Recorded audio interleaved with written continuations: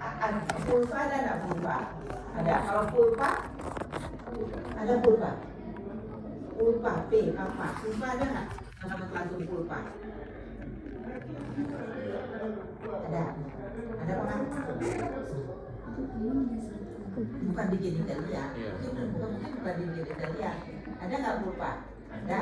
Pulpa juga ada. Jadi jangan salah-salah. Pulpa di gigi. Kalau nggak pulpa di gigi kan, ini nanti kalau buat pulpa, katanya vulva kan ada. Atau sebaliknya, kita mau ngomong vulva, ditulis pulpa. Pulpa itu suruh buka mulut berarti, benar nggak? Nah jadi itu hati-hati.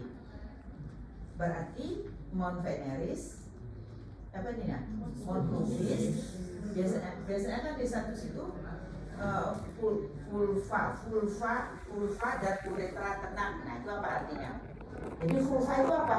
Kan itu berarti vulva dan uretra tenang. Berarti apa itu vulva? Vulva itu apa? Genitalia externa ini terdiri dari Mount Veneris, labia majora, labia minora, clitoris, dan perineum. Yang sebelah luarnya itu vulva. Jadi vulva dan uretra tenang. Apa itu? Yaitu Mount Veneris, labia majora, minora, uretra, clitoris, uretra, perineum. Apa itu tenang? Kalau nggak ada kelainan kan disebut tenang kan? Tenang itu apa itu tenang? Kalau ujian nggak bisa gitu, atau di status nggak bisa gitu. Oh, kok uretra tenang? Apa tenang? Apa yang kita cari apa tuh? Yang kita cari kita harus tahu kondisi normal. Kalau di itu anatomis berarti ya, anatomis berarti di Mount Veneris ini ada apa? Ada rambut pubis kan gitu kan? Terus misalnya klitoris normalnya seperti apa? Labia majora seperti apa normalnya? Labia minora seperti apa? Perineum seperti apa? Ya kan? Nah kalau ada masalah dituliskan. Nah apa itu? Tidak ada pembengkakan sesuai dengan anamnesis, sesuai dengan keluhan utama. Tidak ada pembengkakan, tidak ada tumor, tidak ada tanda radang, tidak ada laserasi atau trauma atau fluxus. Itu berarti tenang. Kalau ditanya apa itu tenang? Ya tidak ada tanda radang, tidak ada trauma, tidak ada tumor. Paling penting kan itu radang, ya kan?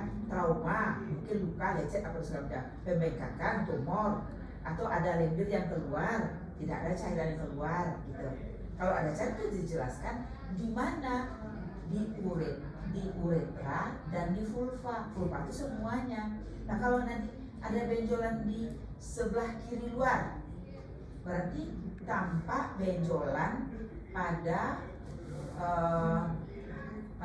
daerah perineum kiri bawah misalnya, atau benjolan pada daerah labia majora kiri bawah atau kanan bawah gitu ya, atau semuanya. Nah kalau tampak benjolan, dideskripsikan benjolan itu, benjolannya sebesar apa, warnanya apa, permukaannya apa gitu ya kan. Dan itu menggambarkan klinisnya. Misalnya tampak benjolan pada labia majora bawah kiri sebesar apa? Sebesar telur ayam kampung, permukaan licin, warna merah mengkilat. Nah apa artinya warna merah mengkilat? Apa artinya? Berarti ada inflamasi, ada tanda radang kan gitu kan. Nah kalau misalnya tampak perdarahan pada labia majora kiri dengan luka laserasi ukuran sekian-sekian, tajam atau tumpul atau kasar kan gitu kan. Nah kalau tajam berarti ada benda tajam. Kalau tumpul mungkin tergantung keluhannya, dia jatuh tadi tertusuk kayu gitu kan pasti, ya kan. Atau keluar darah, beda tuh. Keluar darah dari vagina tadi kena jatuh dari sepeda, keluar darah gitu kan. Ini nggak ada apa-apa, nggak ada lecet-lecet, bagus aja, tapi ada keluar darah dari dalam. Nggak ada lecet. Mungkinkah ada trauma, jatuh dari sepeda atau ketusuk apapun, yang di luarnya ini aman saja, tidak ada masalah, keluar darah dari dalam, yang lukanya dari dalam, tapi di luar ini nggak ada apa-apa, bisa nggak itu terjadi? Bisa. Gimana tuh bisanya? Dia karena tertusuk atau karena trauma, tapi di luarnya ini tidak tidak ada lecet, tidak ada luka, yang ada dari dalam, keluar ada dari dalam.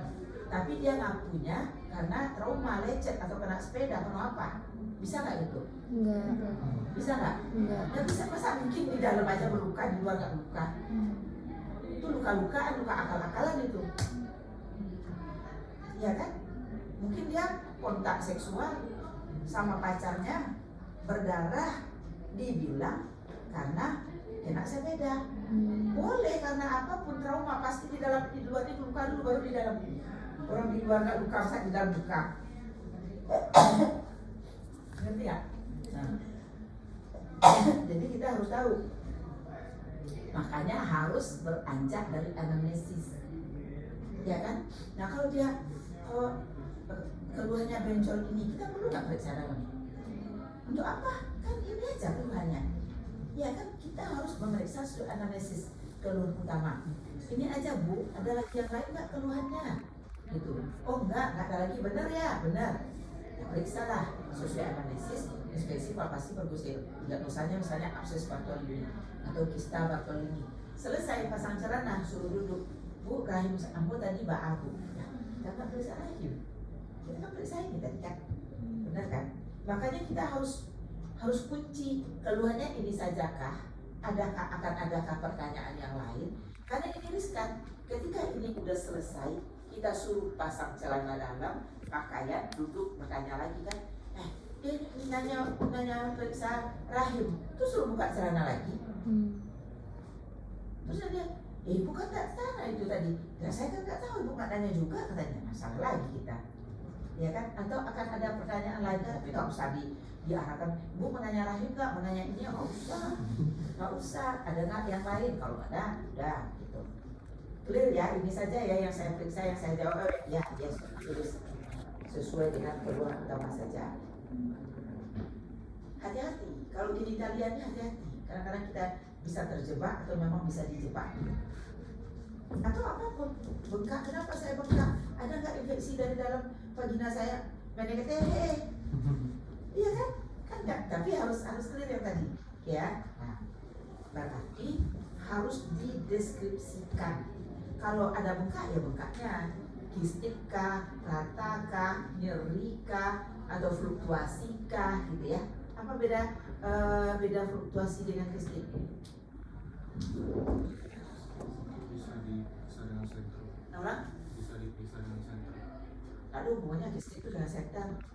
Kistik itu ya kan ada padat, ada keras, ada kistik. Kalau kistik itu pasti dia di dalamnya isi cairan. Nah, kistik dia kan. Kalau fluktuasi cairan juga kan. Nah, apa itu kan kriteria diagnostik. Kalau kistik untuk kista, kalau fluktuasi itu apa? Untuk abses. Sama-sama kistik, abses kan kistik juga. Kista juga kistik. Tapi kalau udah jadi abses dia fluktuasi, dimanapun fluktuasi ya. Jadi kita jelaskan kan itu seperti apa sih yang normal. Kan sudah belajar anatominya, benar kan? Nah, itu juga dengan uretra. Tadi kan vulva dan uretra.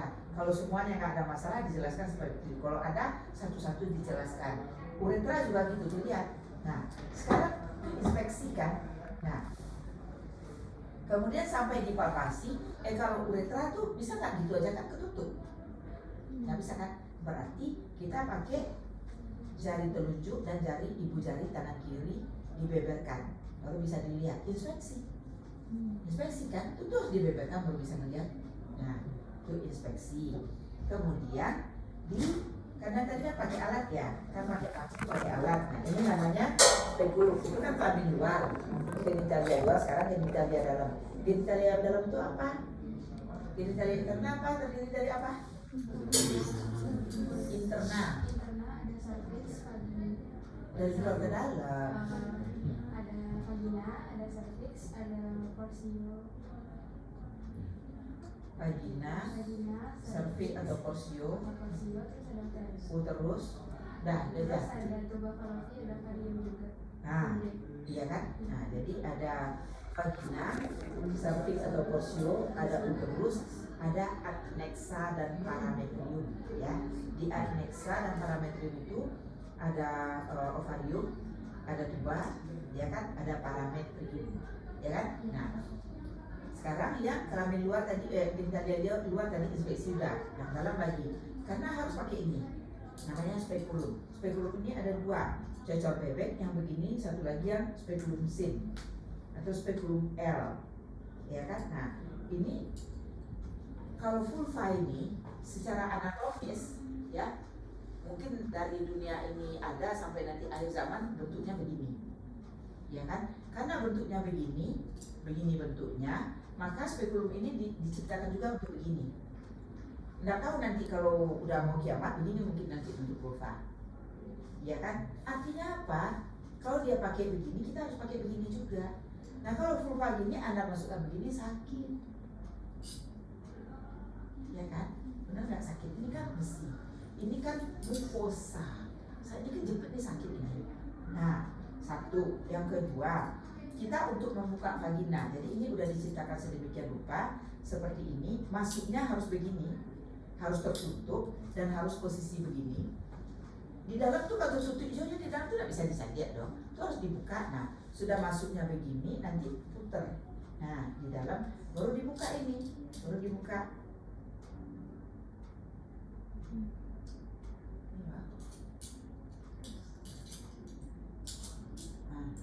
Nah, baru dibuka ini ya. Nah, ya kan begini ya. Nanti masuk begini, diputar di dalam, baru dibuka pelan-pelan. Dibuka, baru nanti dilihat apa yang kita mau lihat. Lihat dinding vagina, lihatnya tuh dari luar ke dalam. Dinding vagina sepertiga luar, sepertiga tengah, sepertiga dalam. Seperti yang tadi, ada tanda radang, ada tumor, ada kista, ada trauma, ada cairan atau bagaimana. Kemudian sepertiga tengah, sepertiga dalam. Sesudah itu apa lagi yang dilihat? Porsio, ya kan? Nah, porsio itu posisinya ada tiga kan? Ada posterior, ada medial, ada anterior. Posterior berarti arah ke belakang, arah ke apa namanya tuh? Arah ke rectum. Nah, dikatakan medial itu kalau dia sejajar dengan sumbu jalan lahir, ini sejajar. Ini kalau ini jam 6, jam berapa ini? Jam 6, jam 12 ya. Kalau dia setentang, berarti itu medial. Kalau dia ngadep ke bawah, posterior. Kalau dia ngadep ke atas, anterior. Nah, itu urusannya apa namanya, parameternya begitu, ya kan? Nah, posisi itu namanya. Kita lihat itu kan, ya, nampak nanti kan? Nah, posisinya bagaimana? Medial, posterior, anterior, kan gitu ya. Nah, sesudah posisi apa lagi? Di inspekulum. Nah, ukuran kan bisa itu kita harus tahu kan, ini ukuran nullipara atau multipara. Nullipara baru belum pernah melahirkan, multipara udah pernah. Bentuknya beda-beda. Gimana tuh taunya? Ada di teori. Kalau di teori, kalau dia belum pernah melahirkan, berarti seperti jempol jari. Seperti apa? Jempol jari tangan. Seperti jempol kalau udah melahirkan? Jempol jari kaki. Kalau kaki ukuran tuh nama? Kalau bentukannya sebelum melahirkan lubangnya segitiga. Kalau sudah melahirkan Seperti garis, seperti bibir, gitu ya. Jadi belah kayak gini. Nah itu berarti bentuk ukuran beda-beda juga nih. Kalau ada yang kecil banget, gede banget nggak ada ya. Misalnya kecil banget nih, kecil gitu ya, kayak apa porsionya. Ini ada gede banget gitu ya. Porsionya ya beda lah ukurannya. Tapi normal untuk dia juga gitu. Ya, jadi nggak sama. Jadi berarti sudah posisi tadi, ukuran apa lagi? Nah, sama yang tadi, ada tanda radang, ada tanda tumor, ada tanda luka, kan gitu kan? Nah biasanya kan kalau porsio itu kan keluhan ada berdarah. Ini porsio. Kalau dia berdarah, ngapain dia berdarah? Berarti ada yang melukai, trauma berarti kan? Trauma itu kenapa nih porsio trauma? Jauhkan ke dalam. Berarti mengenai kontak apa tuh? Kontak seksual. Apa yang kontak dia ke dalam itu? Nggak mungkin kan? Atau pemeriksaan, ya kan? Berarti kalau ada kontak Jangan bilang, oh saya berdarah habis duduk di toilet yang didahului oleh orang bule. Masa kita pinter kok kita dikibulin? Nggak mungkin kan ya? Nah tuh. Atau itu kalau trauma. Nah, atau memang ada tumor benjolan di sini. Atau memang ada radang, inflamasi, ya kan? Kan udah tahu berarti tanda radang ya. Nah ada erosi, gitu ya, merah erosi atau ada tumor pertumbuhan. Nah ini pakai jam juga. Ini jam berapa tadi? Jam 6, jam 12, jam berapa di sini? Jam 9, jam 3, jam 9, 10, 11, 12, 1, 2, 3. Di jam berapa? Nggak harus sebagai kos semuanya ya semua. Sebut ada benjolan pada porsio yang berwarna merah kehitaman, gitu ya, berbentuk apa sih, berbentuk jagar ayam atau berbentuk kembang kol yang mudah rapuh, gitu ya, rapuh, mudah berdarah. Nah berarti kan udah kebayang ada benjolan di porsio warna kehitaman, rapuh, mudah berdarah. Itu gejala apa tuh? Gejala apa?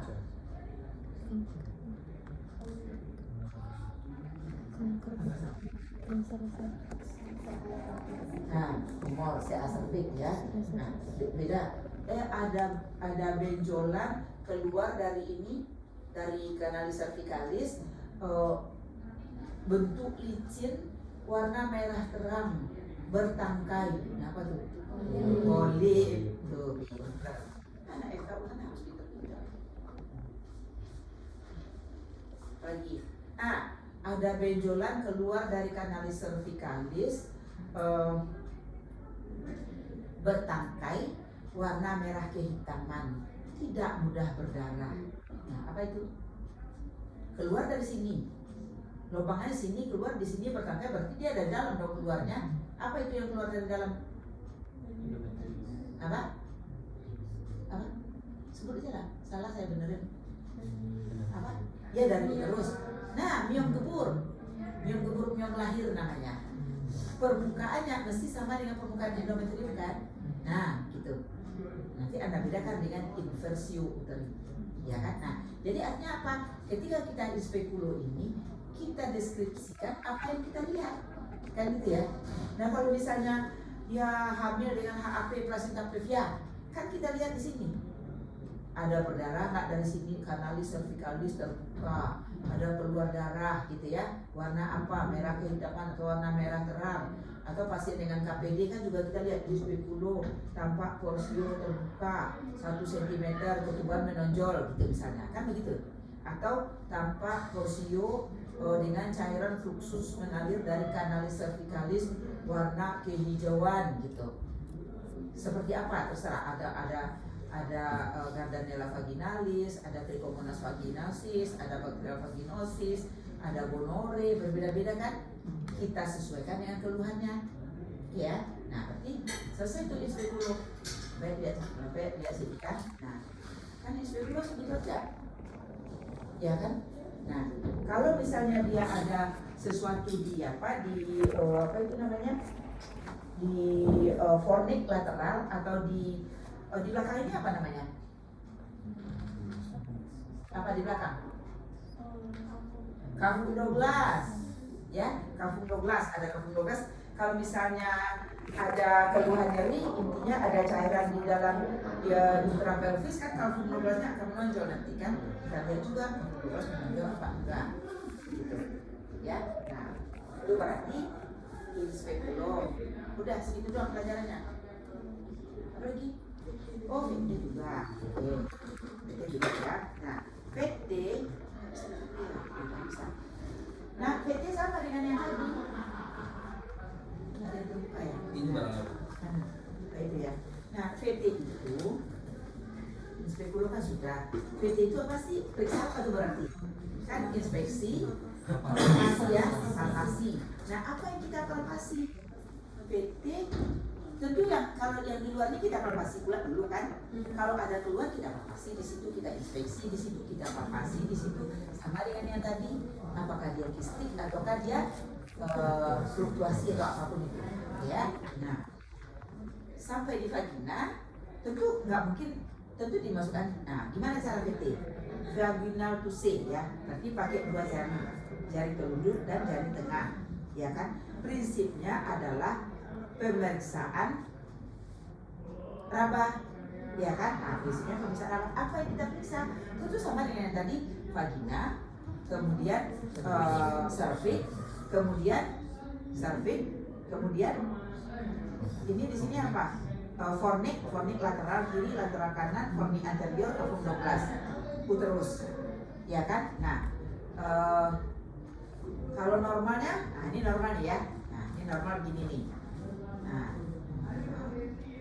ini anak normal ya. Ini normal, itu normal ya. Nah, ini normalnya seperti ini nih. Normalnya seperti ini dia nih, terus ini. Lalu yang di dalam vagina apa? Sampai di sini kan nampak dalam vagina kan? Yang sebenarnya nampak nggak? Nggak nampak kan? Itu yang akan kita fitting. Nah, kita nampak di sini.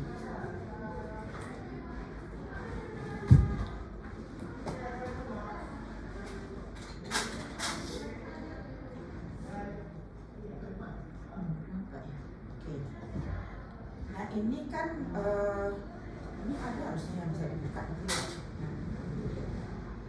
Ini berarti sampai di sini nampak ya, nampak.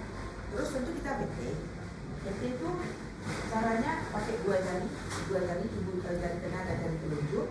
Ini kan vulva tertutup, tetap tentu udah pakai S-guna berarti ya. Berarti kan universal percussionnya udah ya. Dua jari dibeberkan begini. Tergantung vulva orang itu bisa kadang sekali dua, kalau dia sempit atau kalau dia nona atau kalau dia tidak dalam keadaan impartu, mungkin satu aja dulu, satu dimasukkan begini, ya, terus agak ditekan ke bawah, baru disusuli dengan jari yang satu lagi. Jangan udah sempit disorong aja ke sana tuh sakit, kejepit ini, ya kan? Nah, terus ini apa sih namanya? Yang kerasnya apa namanya? Sipis tulang ya, tulang. Terus kalau ke belakang ada tulang nggak? Ada, tapi kan jauh di belakang sakrum. Nah sampai di sini kan nggak ada tulang nih, ya. Jadi spekulum tadi, spekulum tadi diarahkan ke situ. Anda tidak boleh arahkan ke atas ya. Nah, ini dibuka sini, masuk ke sini. Terus Anda tekannya ke bawah supaya ini nggak nyentuh tulang ini ke sini, sakit sekali. Tuh kejepit nih antara klitoris lah, uretra lah, ya kan? Jadi udah masuk begitu sama dengan masuk jari tadi, arahkan ke belakang, terus ditekan ke bawah, nggak jangan tekan terus keras dong. Pokoknya jangan nempel ke sini aja. Baru Anda putar gitu ya, baru Anda putar. Arah spekulum itu juga harus ke belakang, nggak usah Anda arahkan ke atas. Nanti ini, nah arah ke belakang nggak apa-apa kan? Vagina itu sumpunya ke belakang sana kan? Benar nggak? Nah, ke belakang sana, terus baru Anda buka nanti, gitu ya. Begitu juga kalau VT juga gitu, masuk ke sana, ya kan? Masuk ke sana, terus arah ke belakang sana. Baru nanti kita akan raba ini. Nah, tentu kalau vagina udah teraba ya, seperti yang tadi ya. Vagina tidak ada tumor, tidak ada laserasi, bisa diraba tuh. Kalau ada laserasi itu bisa diraba. Tidak ada tumor, tidak ada laserasi, sekalian kita pegang begini, kita lihat tuh mimik pasti kadang-kadang pasti lebih sakit pun ya, padahal nggak ada sakit misalnya, kita lihat aja. Kalau dia nyerimis itu sakit, teriak dia kan, kalau nggak usah ditanya, tergantung kondisi ya. Nah, seperti itu, terus kita nilai vagina, porsio. Nah, porsio kayak apa tuh nilainya? Kan kita udah bisa dilihat tuh, kalau udah bisa dilihat ya nampak kan? Ini tangan kita ini di sini, ini nih. Periksa pandang tadi udah nampak kan, sekarang periksa raba kan terasa ini. Kalau tadi dia ada tumor, kalau dia rapuh, makanya dia harus spekulum dulu, jangan Anda raba-raba. Kalau dia CA cervix, kena ujung spekulum ini aja, dia udah berdarah tuh. Kalau dia anamnesisnya kontak bleeding, hati-hati masukkan ini, hati-hati. Lihat dari apa nih, dari vagina sepertiga luar itu pelan-pelan ke dalam. Kalau kira-kira arah anamnesis kita ke arah CA cervix, terus di sepertiga luar ini aja kita keluarin dulu, kita pun nampak gitu kan, ada CA cervix, kita nggak masukkan lagi ke dalam. Tapi kok Anda sorong ini masuk ke dalam, ternyata CA cervix, keluar darah, Anda bisa periksa, ya kan? Hati-hati. Makanya kita tuh harus dituntut oleh anamnesis, bener kan? Gitu ya. Nah, kan udah masuk ke dalam, ini udah ya. Sekarang misalnya normal, lampu udah nggak ada dong, kan tangan kita sekarang bermain. Gimana kita, apa yang kita mau nilai dengan vagina ini? Kalau dengan sampai di vagina, sampai di porsio kan udah nampak kan? Tuh, ini bisa nampak nggak? Nggak bisa. Dia kan ada di dalam perut, ya kan? Di sini kan nggak nampak ini, kan dia ketutup begitu ya. Nah, ini salah ya. Gini ya. Nah, ini dia kan?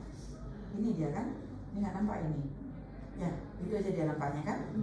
Nah, kita nggak nampak uterus tuh. Nah, ini fornix anterior, fornix posterior, lateral kiri, lateral kanan. Ini yang kafum 12. Nah, kita mau nilai ini. Gimana kita caranya menilai uterus ini? Ini uterusnya ini normal, ukurannya antefleksi, retrofleksi, kiri ke kanan, normal, atau besar, atau tumor, atau benjol. Kan harus dengan pemeriksaan. Gimana? Bisa nggak hanya dengan satu jari gini? Itu gini-gini, apa yang terdapat di dalam ini? Makanya dia harus bimanual. Nah, itu bimanual. Jadi tangan yang kiri di suprasimfisis. Prinsipnya begini tadi. Dari sana. Prinsipnya kan dia begini tuh. Ini dia kan? Itu tangan kita begini. Nah, satu jari tangan kita taruh di sini. Itu tadi kayak itu. Nah, enggak. Nah, ini jari kita di dalam, jari kita di luar. Ini simfisis. Ini di luar antuk dia.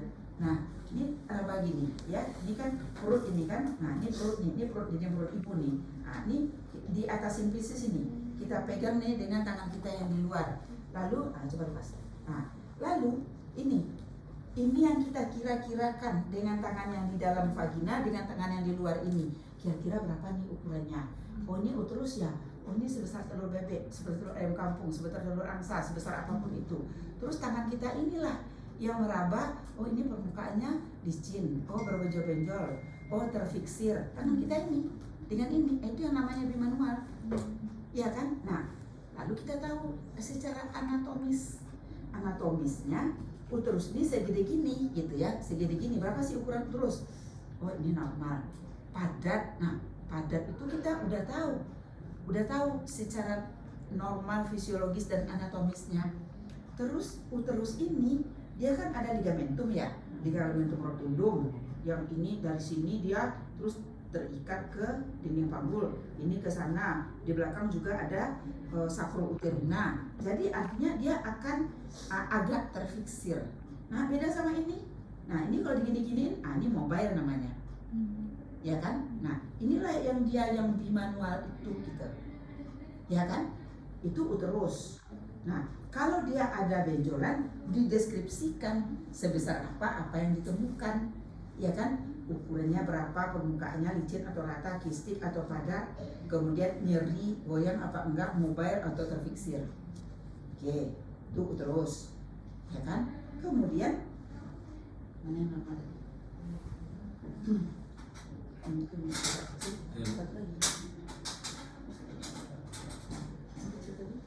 dia. Nah, kalau ini normal kan dia begini.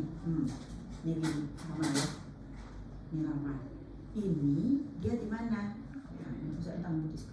Dari situ. Nah. Tuh. Dia tertutup sama itu kan? Sama ligamentum latum, ya kan? Ini cuma jari kita bisa ke sini. Oke? Jari kita bisa ke sini. Jari kita bisa ke belakang.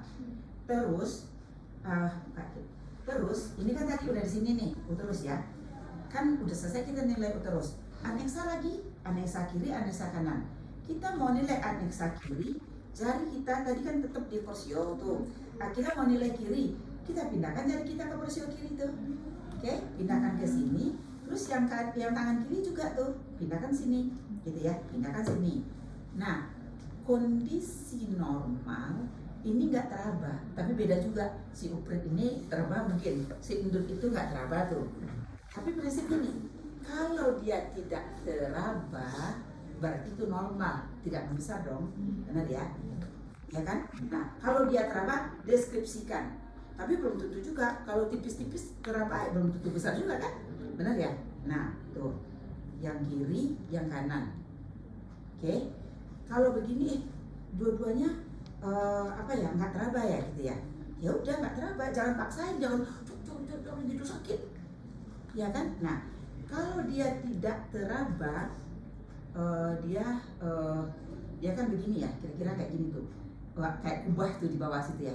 Ini kayak gini ya, kayak kubah ya. Nah sekarang dia misalnya berisi ini ya. Nah, yang kayak kubah tadi dia kayak gini jadinya. Nah, kayak gini dia jadinya. Ini kan tadi kayak kubah gitu. Karena latum kan, tipis kan, peritoneum kan kayak gini. Terus ternyata ada benjolan di sini. Tentu didorongnya ke sini. Tentu begini jadinya enggak? Iya kan?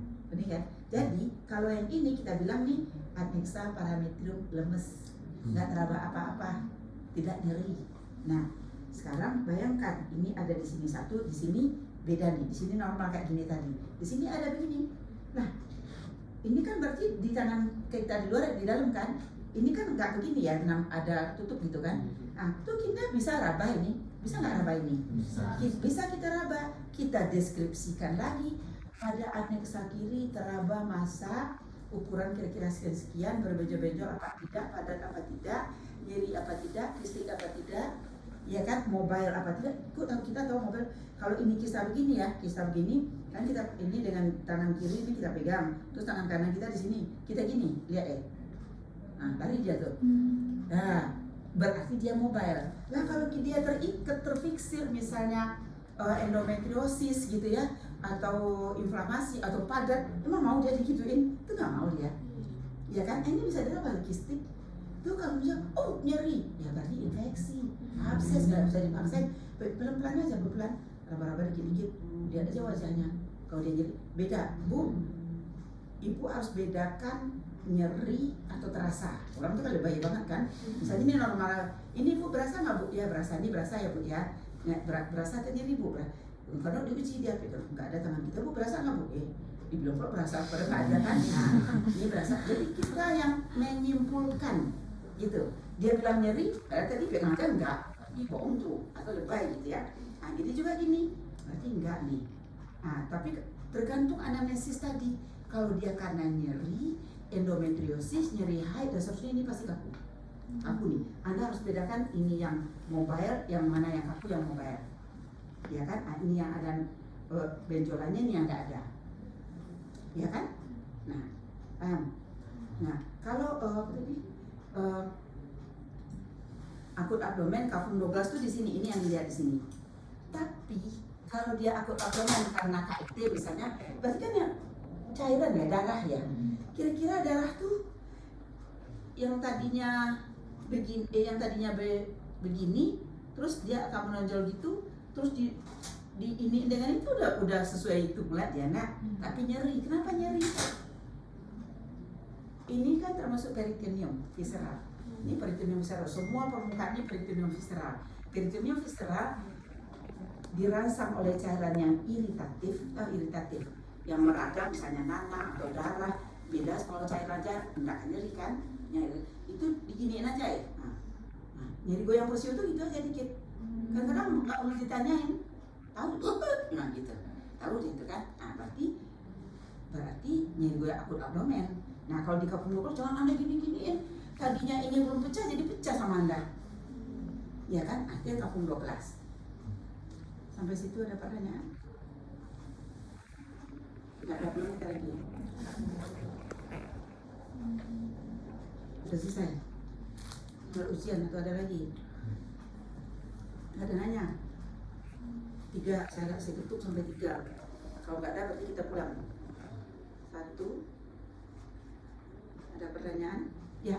Izin bertanya bu, berarti nanti untuk kafum 12 itu benar bisa kita terasa gitu?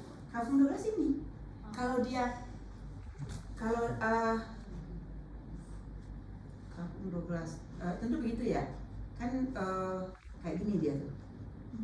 Ya kayak gini. Kalau kafum 12 enggak kayak gini juga dia. Apa sih namanya? kan dia ketarik ke atas gitu kan, ketarik ke atas. Kalau dia menonjol begini, nah berarti ada yang mengisi, bisa itu cairan, entah darah, entah nanah, entah apapun, entah memang ini kalau tambah besar tuh enggak mungkin dia diam aja di situ tuh diisinya banyak-banyak ini, benar nggak? Atau mungkin 2 kiri kanan, itu enggak muat lagi di sini karena terisi lah ini. Jadi bisa aja yang kita raba ini dia. Kalau besar kan itu dia jadinya, ya kan? Nah, tapi yang saya tuju bukan itu pertanyaannya, apa lagi? Benar nih, udah selesai nih. Berarti awalnya kamu berapa tuh nggak terasa sunat? Enggak ada masa kan di situ kan? Cuma bolong aja kan? Iya dong kan di belakang ini kan organ di sini uterus, di depannya vesika unaria, di belakangnya rektum tuh udah ada sudah ada apa itu namanya, rongga kan udah organ rektoperitoneal kan, rektum apa lagi, sigmoid kan udah, jadi sudah ada apa di sini, rongga di sini ya kan, ini bisa kita keluarkan usus di sini, cavum recto uterina, di depan juga ada RGI kan, nah di belakang juga ada. Tapi kalau berisi hati-hati, kalau dia misalnya apa namanya, berak yang keras itu, konstipasi, skibala, ini bisa nonjol di sini.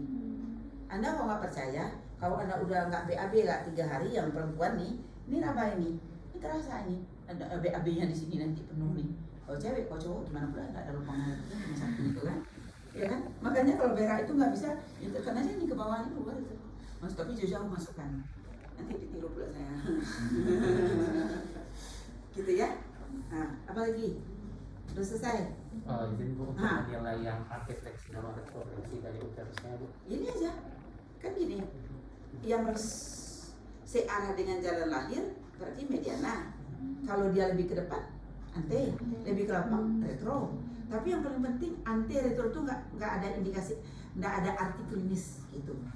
Ada orang infertil, saya retroversi, rahim saya ke belakang, banyak pasien saya retroversi naik 10, ya kan?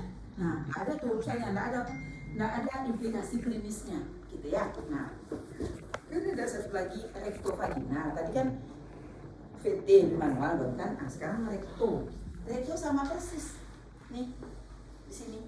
Jadi kalau dia belum menikah, tentu nggak boleh ini kita masukkan ke vagina, nanti ke rektum, ya kan, ke rektum. Tentu 1 jari, nggak boleh 2 jari ya kan, itu 1. Tentu kita menilai organ apapun itu, menilai serviks ataupun menilai aneksa atau menilai uterus, tentu ada septum rektovagina yang menghalangi ya kan, tapi kan septum rektovagina itu cuma setipis gini aja dia, ya kan. Nah, tapi nggak langsung. Kalau ke vagina kan langsung berarti kita meraba. Kalau rektovagina tentu nggak bisa. Terus gimana spekulo, orang belum menikah ya nggak ada spekulo.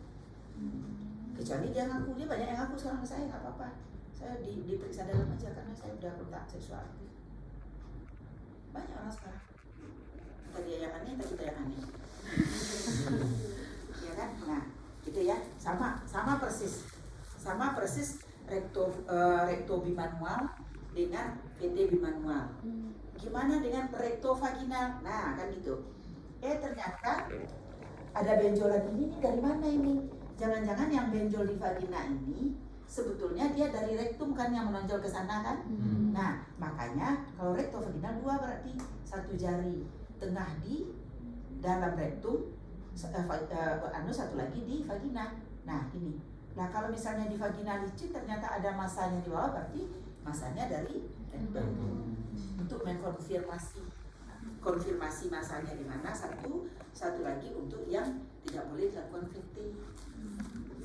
Oke? Nah, pertanyaan lagi. Kenapa tinggal mencoba-coba kan? Sehingga ini baru 1 jam.